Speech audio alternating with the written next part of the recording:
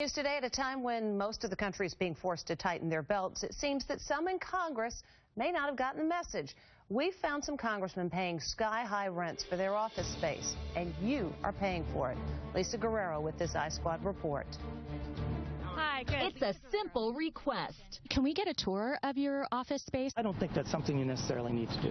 So why are some congressmen reluctant to let us into their offices? We've been directed by our Washington office not to allow a tour of our office at this time. Maybe this New York politician has the reason why. The rent is too damn high.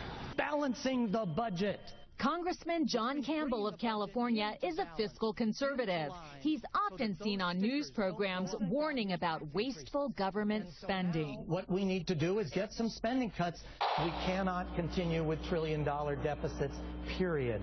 But maybe Campbell should check out his own budget. His rent is among the highest in Congress, $8,128 per month for a huge office in this building in Irvine, California, that staffs just 5 workers. Come on out.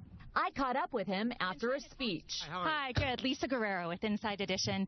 We just wanted to ask you why you're paying so much rent on your district office.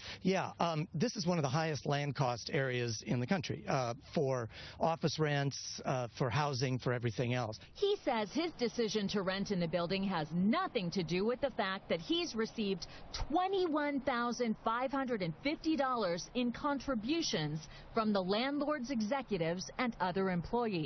Can we get a tour of your office space? I don't think that's something you necessarily need to do. Well, this is the taxpayers' money, right? The taxpayers are paying for your office, so why wouldn't we be allowed to shoot it and show the taxpayers what they're getting for their dime? All right, you can do that. Great. And here it is, a roomy 3,600 square foot office. 6, 7, 8 offices. With a conference room, kitchen area, and lots of open space. Could we have gotten someplace with cheaper rent? Yes, we could have. But what I'm really most concerned about is the security. That building, we believe, has the best security. And it's not just Republicans paying high rent on your dime. We had some questions for some Democrats, too. Legislation that I have worked on. California Congresswoman Loretta Sanchez has a 3,000 square foot office, according to the leasing agent.